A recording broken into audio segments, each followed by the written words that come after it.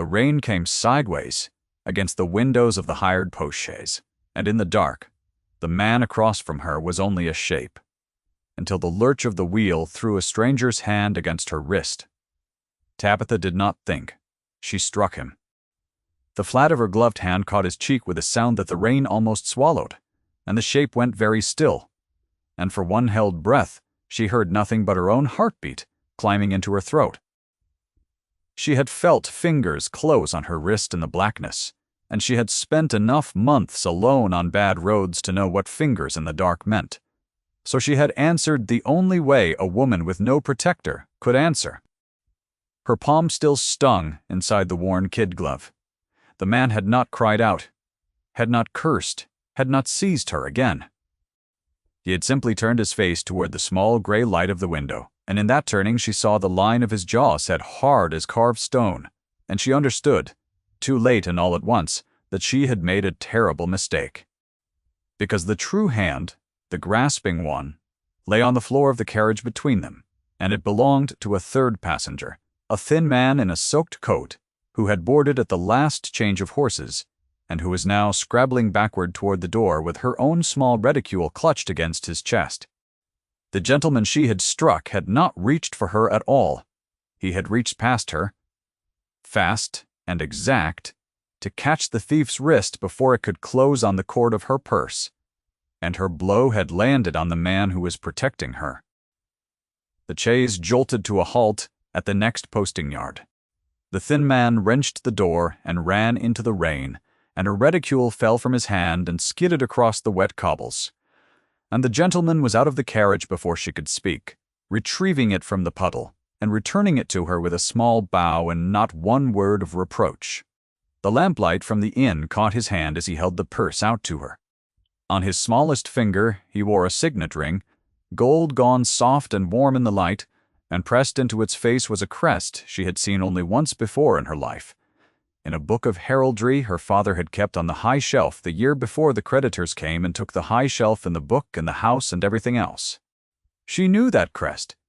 Everyone in the kingdom would have known that crest. It was not the device of a country squire or a careful merchant. It was the mark of one of the oldest dukedoms in the land, a name spoken in the same breath as the regent's own, and she had just slapped the man who carried it across the face in a public posting yard in the rain.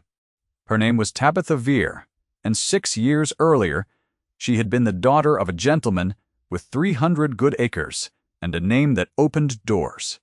That is how quickly a life can change. I tell you this so you will not mistake her for a servant born to service. She had once had a governess of her own, and a mare named for a flower, and a mother who played the pianoforte in a yellow drawing-room until the light failed. Then her father died, with his name pledged against a venture that failed, and the acres went, and the yellow drawing-room went, and the mother followed her husband within the year, and Tabitha at 21 learned that a gentlewoman without money is a gentlewoman without anything at all, except her manners and her spine. She had kept both. That was the thing the world could not take, though it tried. For 4 years she had earned her bread as a paid companion, reading aloud and writing letters and bearing the small daily humiliations of being neither family nor servant, but something in between, a useful shadow at the edge of other people's fires. Her present situation was the best she had known. She kept company with an elderly widow named Mrs. Try. Loftus, a sharp and failing woman of 73, who lived in a narrow house in a cathedral town and who had, against all her own expectations, come to love the quiet girl who never flinched and never flattered. It was on Mrs. Brillat, Loftus's errand, that Tabitha had been traveling that wet night. The old woman's sister lay dying 2 counties off, in a damp house at the edge of a market town, attended by a niece who could not bear a sick room, and a doctor who came once a day and shook his head. Mrs. Loftus, too frail to go herself, had sent Tabitha in her place with a packet of letters tied in faded ribbon, a small purse for the journey, and instructions to sit by the bed and read the Psalms in a clear voice until the end came. Tabitha had done it. She had arrived to a house that smelled of tallow and sickness, the curtains drawn against a light the dying woman could no longer bear, and a fire let go to embers because no one had thought to feed it. She had fed it first. She had found a clean cloth and a basin and wiped the cracked lips, and she had opened the window a hand's breadth despite the niece's protest, because a room a body is leaving should at least hold honest air. She had found the dying woman wandering in her wits and frightened of the dark, and she had trimmed the one poor candle and read until her throat gave out, the same 6 psalms over and over because they were the ones that quieted her. The niece had kept to the kitchen where Tabitha could hear her, at intervals scolding a maid over the price of candles as though candles were the trouble in that house. The doctor had come and gone, leaving a brown bottle and a bill. On the 3rd night, the breathing changed, going long and ragged with a pause at the top of each one that stretched a heartbeat further every time, and Tabitha set down the book and took the cold hand in both of hers, and the woman opened her eyes and called her by another girl's name. The name of a daughter 40 years dead, and Tabitha had not corrected her, had only said, "Yes, I am here," because it was the kinder lie, and the dying have small use for the truth. The hand had tightened on hers, once with the last of its strength, and then it had eased, and the long pause at the top of the breath had simply gone on and not ended. She had closed the woman's eyes herself when no one else would come up to do it, and folded the thin hands, and sat a while in the quiet she had earned the right to keep. Then she had washed her own face in the basin and gathered the ribboned letters, and gone out into the rain to find the night coach exhausted and grieved and watchful. And it was in that state that the thief boarded at the last change of horses, and the gentleman caught his wrist, and she struck the wrong man. She tried to apologize there in the yard. The words came out clumsy and small. She said that she had mistaken his purpose, that she had thought herself attacked, that she was ashamed. He listened with that same stone-set face, the rain darkening the shoulders of a coat that even soaked through she could see, was cut by a master's hand, and when she had finished, he inclined his head a fraction, and said only that she had nothing to be ashamed of, that a woman alone on such a road was right to strike first and beg pardon after, and that he wished more women had her quickness and fewer men her assailant's boldness. His voice was low and level, and it gave nothing away, and she could not tell whether he despised her, or admired her, or had already forgotten her. They shared the chaise the last 12 miles to the cathedral town, because there was no other coach until morning, and the rain showed no mercy. He did not give his name, and she did not ask it, though she knew it now, or knew the shape of it. He sat across from her in the dark, and they did not speak above 3 sentences the whole way, and yet she was aware of him the entire distance the way one is aware of a single candle in a dark room, not looking at it, but knowing exactly where the light is. Once the wheel found a rut, and her shoulder swayed toward his, and he put out a hand to steady her. Careful this time. Formal. His fingers barely touching her sleeve, and he drew back the instant she was righted as though her arm had burned him. Neither of them said anything. The rain went on. He set her down at the corner of Mrs. Free, Loftus's Street, and watched until she was safely at the door, and then the chaise rolled on into the dark, and she thought, with the flat certainty of a woman who knows her own station, that she would never see the Duke of Calthorne again. She was wrong about that. She was wrong about a great many things that wet spring, but she was rightest of all about the one thing that mattered, which was the steadiness in him, the thing under the stone, though it would take her a long and bitter while to be sure of it. His name was Adrian Stern, and he was 39, and he had been the Duke of Calthorne since he was 19, when his father's heart stopped over a hand of cards and left him a dukedom, a wreck of debts, and an aunt by marriage who had been managing the family's misery for a generation, and did not intend to stop. He had spent 20 years putting the estates right, paying off his father's ruin acre by acre, and somewhere in those 20 years of ledgers and tenants and careful refusals, he had grown the still, hard face that Tabitha had struck, the face of a man who had learned young that warmth shown openly is warmth a creditor can use against you. He had been traveling that night incognito on his own grim errand, returning from the funeral of the last man who had stood by his father in the bad years. He told no one his name on the road, because a duke, on a public road, is a duke to be flattered, and he had no stomach left for flattery. So he had sat in the dark of a hired chaise like any other tired man, and a thief had reached for a sleeping woman's purse, and he had caught the wrist by instinct, and the woman had struck him.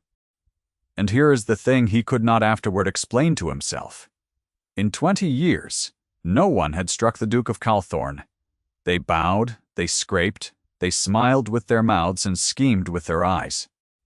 This pale, exhausted girl in a darned glove had hit him across the face for touching her without leave, and had then apologized, not for the blow, but for misjudging his intent, and the distinction had lodged in him like a splinter he could not reach. The narrow house in the cathedral town belonged to the world he had spent his life apart from, and yet within a fortnight he found a reason to enter it. Mrs. Loftus, it transpired, was the widow of a clergyman who had once tutored Adrian's younger brother, dead these 10 years. The Duke owed the old woman a debt of attention he had long neglected, and he chose that wet spring to pay it. He called on a Tuesday. He sat in the cramped parlor with his knees nearly to his chin and drank weak tea from a cracked cup and answered the old woman's barbed questions with a patience that astonished the girl pouring the tea. And not once did he so much as glance at Tabitha, as though their meeting on the road had ever occurred. She was grateful for that. She was also, though she would not have admitted it under torture, a little wounded by it, and the wound told her something she did not wish to know. He came again. He came the next week, and the week after, always on Mrs. Loftus's account. Always proper, always leaving before the light failed. And in those careful afternoons Tabitha came to know the shape of him by his actions.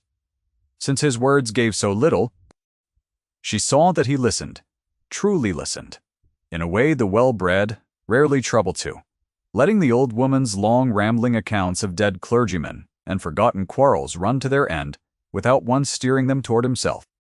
She saw that when the old woman's hand shook too hard to hold her cup, he took it from her without comment and set it down where she could reach it again, sparing her the indignity of being helped, and that he did it while looking elsewhere, at the fire or the window, so the helping should not be witnessed even by him. She saw that he had learned the names of the 2 thin housemaids and used them, and that the younger of the 2, a timid girl of 15 who flinched from raised voices, had stopped flinching when he was in the house. She saw that he brought each visit some small thing the old woman could not easily get, a particular sweet she favored, a pamphlet of sermons, once a paper of pins, and that he handed these over gruffly as though embarrassed to be caught at kindness, and that he never once let it be known what any of it had cost him to procure. One wet afternoon he found the parlor fire smoking from a fouled chimney, and the room grown cold, and without a word he had knelt on the hearth in his fine coat, and cleared the flue with the poker, like any servant, and risen with soot on his cuff, and gone on with the conversation as though nothing had happened, while Tabitha stood with the kettle forgotten in her hand. The world had decided long ago that the Duke of Calthorne was a cold and joyless man. Tabitha was beginning to suspect that the world, as usual, had not looked closely enough. It was the dowager who first spoke the word that would follow Tabitha through that whole spring, and very nearly to her ruin. Lady Pendray was the aunt by marriage, the manager of the family's pride, a handsome, upright woman of 60, with iron in her hair and iron in her manner, and she had governed the unmarried Duke's prospects for 2 decades, with the single-minded devotion of a general defending a citadel. She had a candidate. She had always had a candidate. Oh!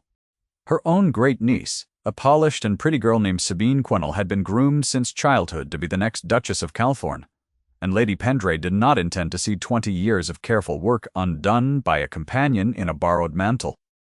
She came to the cathedral town when the gossip reached her, for gossip travels fast in a small place, and a duke calling thrice on a dying clergyman's widow, where a young woman of no fortune kept the house, was gossip of the most alarming kind.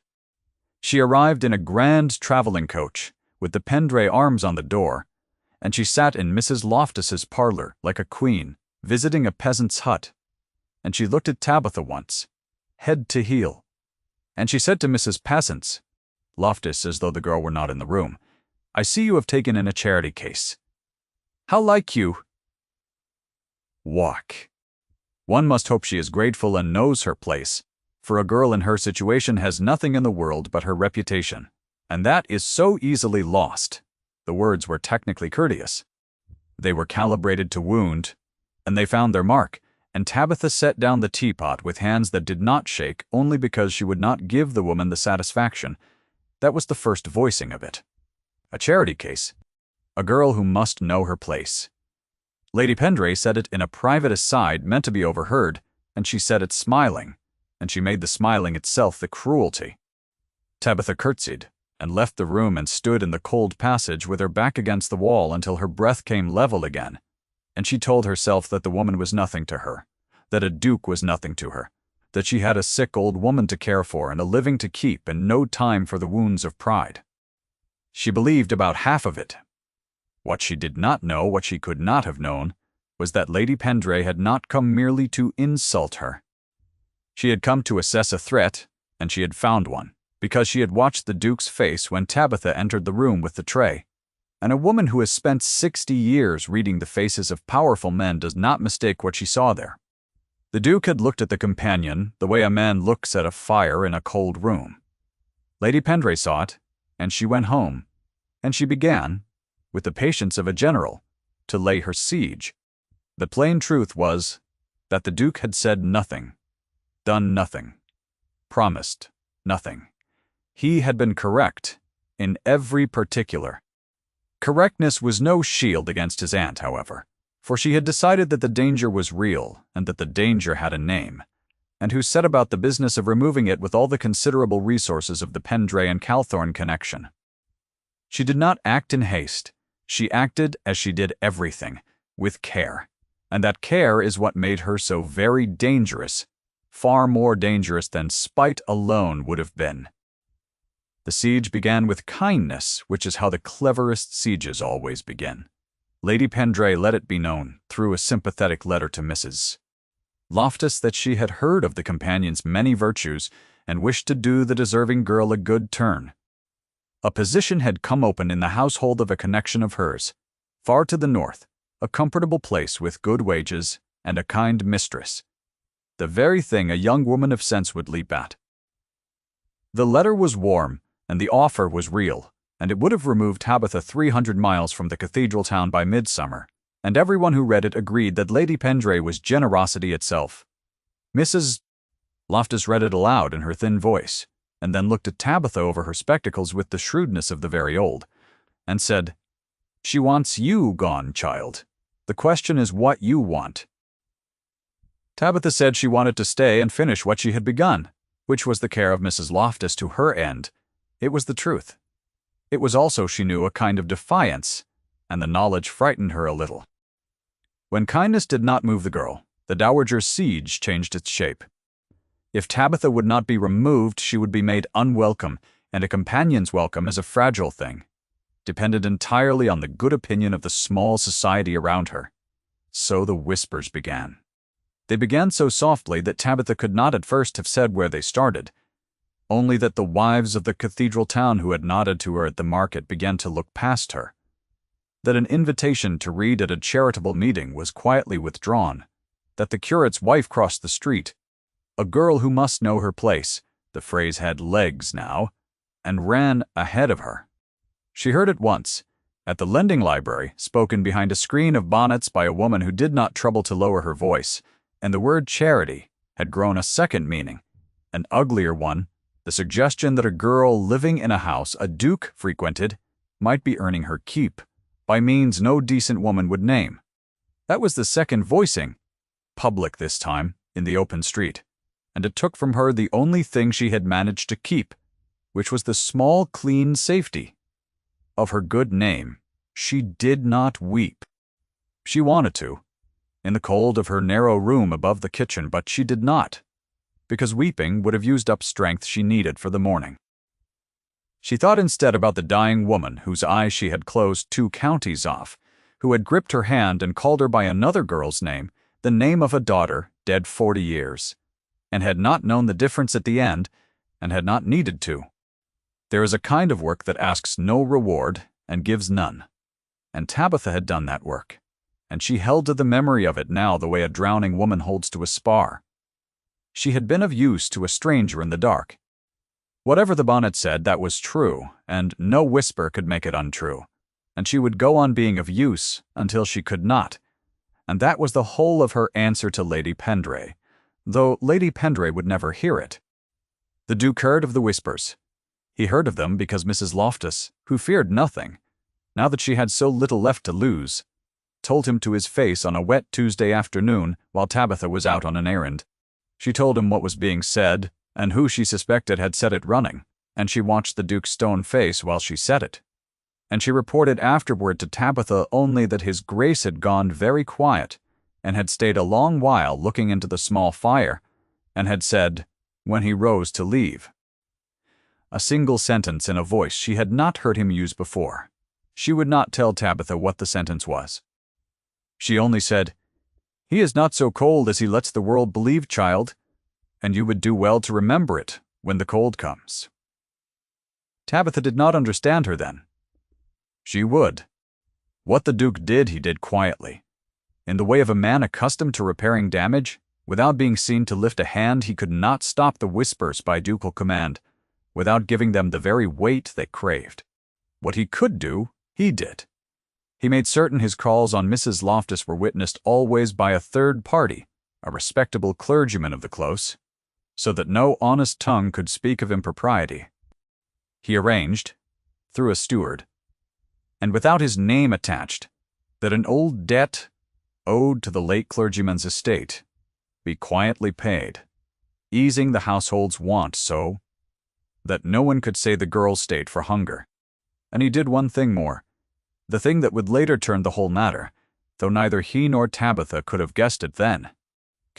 He went, alone and incognito, as was his habit, to the last posting yard before the cathedral town, and he found the coachman who had driven the chaise the night of the thief, and he asked the man what he remembered, and he paid him nothing. And he left the man with a clear impression that the Duke of Calthorne was a man who remembered faces and remembered debts. The coachman remembered too. He would have cause to. Through all of this, the Duke and Tabitha spoke only as the parlor permitted, over the old woman's tea, in the hearing of a clergyman, of nothing more dangerous than the weather and the psalms. Something had altered between them all the same, some pressure built behind the formal words, and it broke at last, not in a declaration, but in a single afternoon in the close. Tabitha had walked out to the cathedral library, where she was permitted as a clergyman's widow's companion to read among the old books, and she had not known the Duke was there until she came around a tall case of folios and found him standing at a high window with a heraldry book open in his hands. The very kind of book her father had once kept on a high shelf. He looked up. The gray window light fell across his face, and for once the stone was not entirely set, and they stood a yard apart among the silent books with no clergyman and no old woman and no teapot between them, only the dust and the light and the thing neither of them had said. He spoke first. He said her name, not Miss Vere, which is what propriety required, and what he had used in every parlor. He said, Tabitha, low and careful, as though the word were a thing he had been carrying a long way and had finally set down. It was the first time she had heard her given name in his voice, and it went through her like the first warmth after cold, and she understood in that instant, with no possibility of pretending otherwise, exactly how much trouble she was in. He did not touch her. He told her, in short, level sentences, that he knew what was being said of her, that he knew its source, and that he wished her to understand it would be answered. He told her she had been the most honest person he had met in 20 years, and that honesty in his world was so rare he had nearly forgotten the look of it. Then, because he was who he was, and because the weight of it frightened even him, he stopped himself and bowed, and left her among the books with her heart going like a struck bell, and her good sense screaming that a duke does not marry a paid companion with nothing to her name, and that the kindest thing he could do was exactly what he had just done, which was to leave. She was right that a duke does not marry a companion. The whole machinery of the world said so, and Lady Pendray said so loudest of all, and Lady Pendray now moved from siege to assault. For the dowager had not been idle. She had understood, watching that wet spring, that whispers alone would not dislodge a girl with so much quiet stubbornness, and so she had built something sturdier than a whisper. She had built a story, and a story with a witness, and the witness she had built it around was the very coachman the Duke had visited at the posting yard. The man's name was Job Hartle, and he was poor, and Lady Pendray's agent had reached him before the Duke did, with a purse and a tale. The tale was this: that the whole affair of the carriage and the thief had been a contrivance, that the companion Tabitha Vere had arranged the staged robbery herself to throw herself in the path of a wealthy traveler she had somehow known to be aboard. That she was no innocent gentlewoman, fallen on hard times, but a practiced adventuress who had played the same trick before.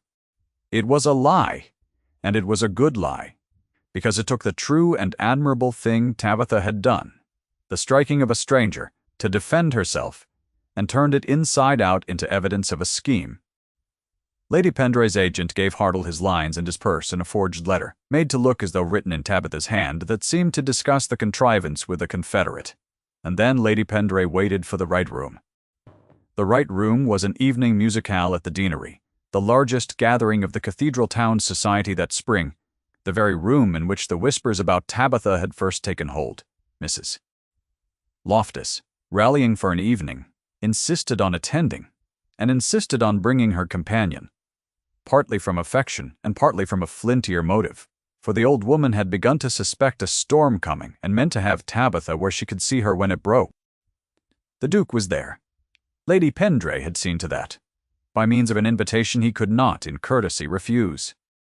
Sabine Quesnel was there, lovely in pale silk, placed by her great-aunt's hand at the pianoforte, where her accomplishments could be admired. And Tabitha was there in her one good gown 6 years out of fashion, sitting at the back among the companions and poor relations where a charity case belonged. It was at the interval, when the music stopped and the room filled with talk, that Lady Pendray rose and let her story loose. She did it beautifully. She did not accuse. She lamented. She let it be known in a voice pitched to carry just far enough that she had received the most distressing intelligence concerning a young person present, that she had hoped it untrue, but that proof had been pressed upon her, and that her duty to her family and to the good people of the town compelled her to speak. She produced the forged letter. She named Job Hartle, and Hartle was brought forward from the servants' passage, cap in hand, and told his purchased tale to the hushed and hungry room, how the lady there had hired him, how the robbery was a play got up to snare a rich man, how he had been sick with the guilt of it ever since.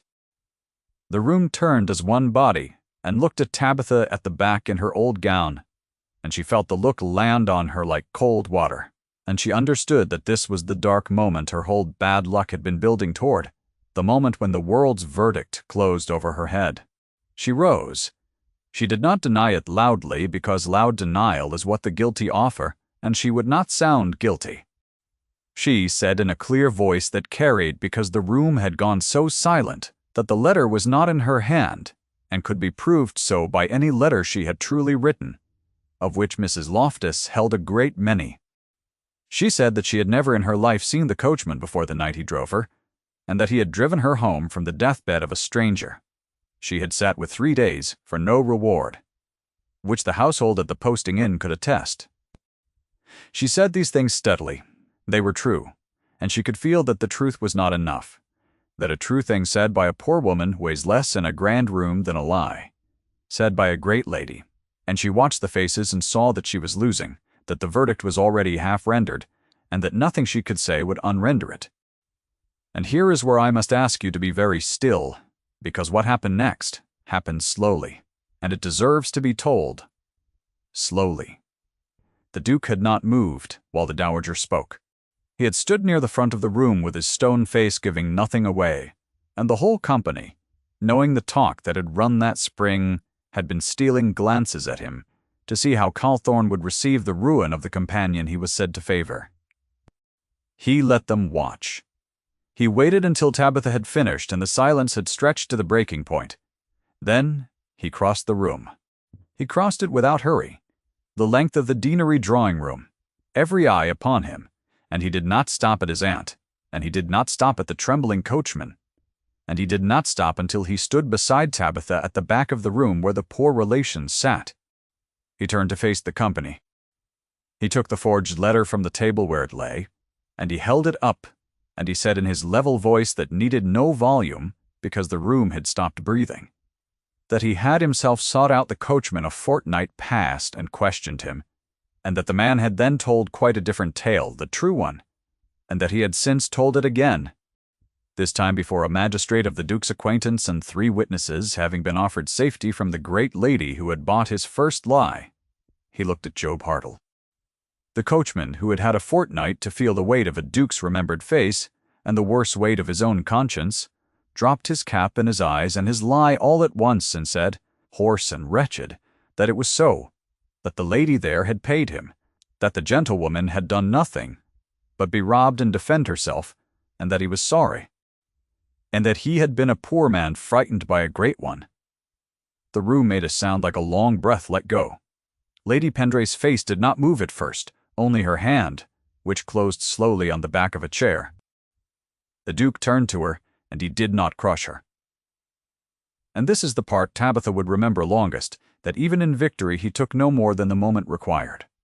He said only that he was sure his aunt had been deceived by the coachman's first account as readily as anyone, that no one doubted her devotion to the family, and that the family's honor would be best served now by her returning home to rest, for the evening had plainly distressed her. It was mercy dressed as courtesy, and it was also a complete defeat, for it stripped her of her story and her witness, and her standing in that room while pretending she had merely been mistaken. And every soul present understood the pretense, and the understanding was its own quiet justice. Lady Pendray's polished sentences deserted her. She said twice that she had acted only for the family, the words coming out broken and small. Then she gathered her great niece and her dignity, and what remained of her queenly carriage, and she went out, and the door closed, and she did not come again. Then the Duke turned back to Tabitha, who stood among the poor relations, not knowing whether she had been saved or merely seen, and he said the thing that ended that whole bad spring and began everything after.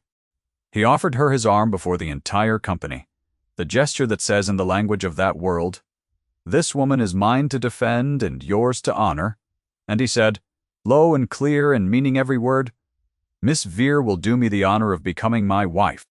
11 words, no speech, no flourish, no long unburdening of his heart for the room to feast on, a name claimed, a thing made irrevocable, said in the same room where the room had tried to break her. She put her hand on his arm because her knees would no longer be trusted, and the room which a moment before had been ready to cast her out rose to its feet, because a crowd that has been shown the truth will follow it, and the same faces that had looked at her like cold water now looked at her like morning.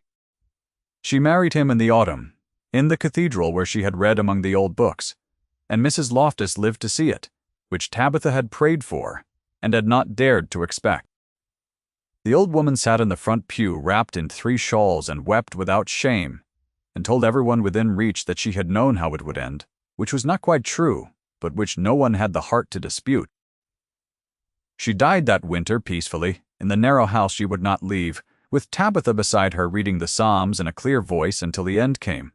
The same office she had done for a stranger 2 counties off, done now for the woman who had loved her, the wheel of it come round.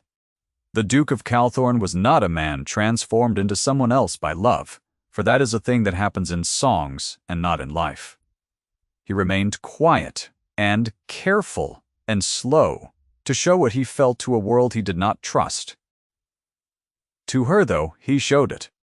In the long winter evenings at Calthorne, in the great library that ran the length of the south front with its leather spines gone gold in the firelight, he would take down a book of heraldry and put it in her hands without a word.